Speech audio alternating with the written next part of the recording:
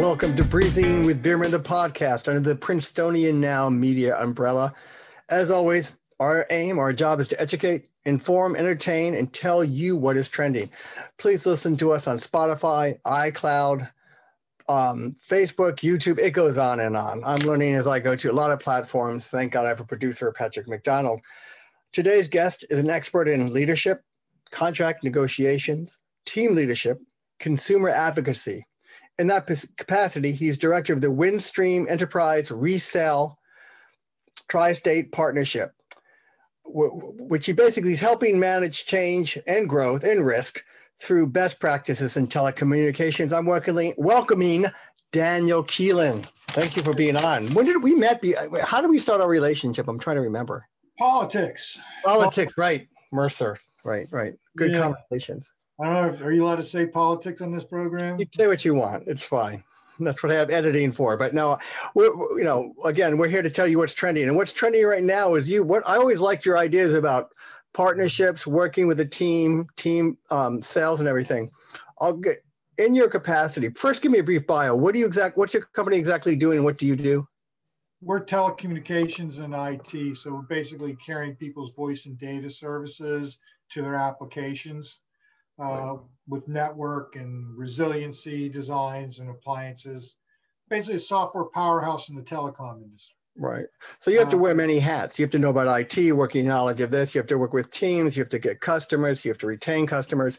What keeps customers from going to the competition? Because that's what you don't want them to do. No, you don't. And that's a great question.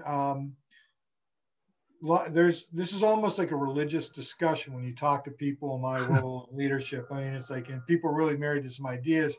But I'll tell you, the first part of that answer is going to be, it's not relationships. It's not like that anymore. A relationship helps, and it's not price. At the end of the day, if what you bought and you rely on breaks, you don't care about the price. Get it fixed. What it comes down to is value, and that sounds like a really ambiguous way to, ambiguous statement. But what is value? I mean, if you're working with a organization, you better know what their business is inside and out. You better know about their industry and what's trending, and you better know why they need your services and how they're going to use your services. Because if you don't measure those things continuously on a regular cadence, your product's not going to be doing what they need it to do for them today. Right. So live its usefulness. And if you're not paying attention and you're not proactive with that customer about what they need, you're not offering value. And so if you're relying just on a price point and a relationship and their business is suffering, those aren't going to carry the day. It's just value and knowing your customer's business and how you. I like because again, when I hire someone like even Patrick, I just want, are you going to take care of it? And if something breaks, are you going to fix it? I have enough on my plate. Yeah. That's value. Yeah, that's value. You pointed out something. What are the differences in managing small customers and the large customers? I mean, do you deal in both? Yeah, we do. And, I mean, small and large, I don't know, it's kind of subjective these days because a small customer might need a lot of something that a big customer doesn't need. So, but if we generalize or stereotype small and large, I want to make that clear for your audience, a stereotype here. Smaller clients tend to be generalists. They're wearing a lot of hats and they have a lot of responsibilities. They have to, smaller budgets, smaller revenues. So they're generalists and they don't know as much about what your services are. They just know that I heard this is something I need. And where a larger customer and a smaller customer is definitely going to be much more price driven, probably more relationship driven too, where a larger customer is a specialist. I don't care what service you're offering. If you're selling advertising to somebody, they're an expert on advertising, Right. So these are people who are specialists. They know a lot about what it is that they need and want. And you're going to be meeting their standards, and you're going to be more strategic with them. And you're going to spend a lot more time with them, where that smaller customer is going to be transactional and they're going to want it done quick, Right. And they don't want to bother with any of the aftermath of whatever it is, positive or negative. So it's kind of cutting edge, though. What you're telling me too, you really have to keep up with your work, your homework, and everything, especially with technology.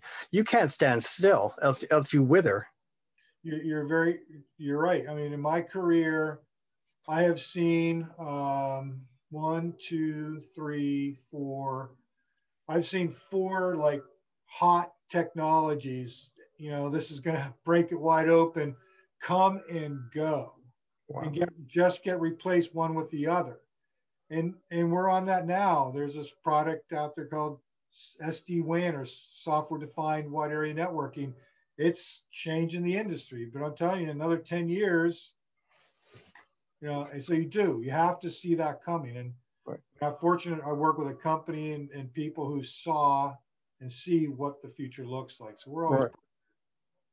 So in a way, they're not Nostradamus. They do their homework. They make projections. They see around corners and try to anticipate. Yeah. Is that and network. I mean, they talk to their peers a lot. important? And that's where a lot of the learning is. You brought up something too, which we're all facing. What is the challenges dealing with COVID-19? How does it affect management and workers and setting goals, teamwork? Well, I think you know. Well, you had meetings in an office, you know, face to face. Whether you're face to face with the entire team or one-on-ones, and you had the benefit of body language and eye contact or lack of. You know, you could hear somebody's voice better. You know, that's gone. It's all gone. You don't have that anymore. Can I interrupt though? But do you consciously or subconsciously, you get through experience, you get a feel when you talk to people where they're coming from, what they hear. It's not what you say, what they hear. Is it more innate? Is it more important for you? You mean today? Yeah, even through your experience. Yeah, since you can't talk face to face, what do you prefer? And again, how important it is. I've met some people who said they don't feel comfortable unless they sit in front of someone and talk to them. They get the real body language. They get the full communication. Like that's what I'm trying to say. Yeah, well, unfortunately, you know, it's too bad for those people, and I mean that sincerely, because that's not possible. It's not possible when you have an employee, you know, outside of New York City and you're down here on the other side of Princeton. You're not getting together, right? So it's avoiding the distractions. It's an honest hear and listen to. You know, you've got to lean in and you've got to absorb it all. And I would say there's more venting today on video than there ever was in person. Right. That's interesting how that would change, how it changes things and communication, and how people feel like articulating their, you know, their whatever they have, frustrations or ideas, they vent. Yeah. Yeah. And I'm surprised too, but I think, you know, there's a false sense of an anonymity, I guess. Yeah. You know, with this distance between you and me, you know, so it's just made, you know, but from that standpoint, I mean, management's always evolving, leadership's always evolving. At a point in time, you know, you gave people a task list and said, go do it, and I'll inspect you when you're back. You know, right, today, right.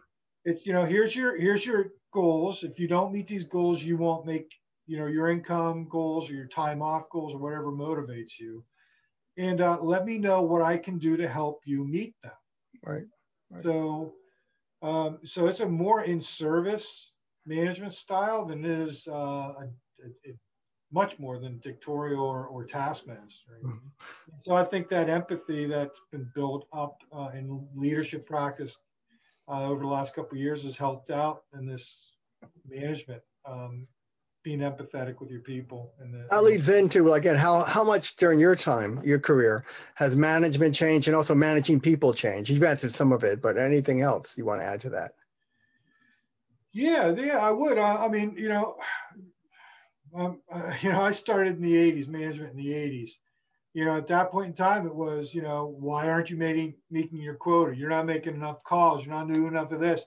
You had the riding crop, so to speak. Yeah, it was, you know, and it was really specific goals and how many calls and how many appointments and math about you do this much work, you should get this output, to making, they went from that to educating your people to the nth degree about product and sales, and then inspecting that they would use the skills you gave them. Where today is, you're hiring people who have those skills, and you're expecting them to be want to meet the goals that you set for them because they have their income goals. And your role as a leader is to help them with their personal or professional development, their education, and making sure that things get out of their way that prevent them from meeting their goals. So I take it you're like, my dad used to say, he was a medical director. He used to approach it like that. How can we make you successful? What more can we do? And stuff. And he made it like a partnership. But at the same time, it's implied like, we're here together, but please produce. Yeah.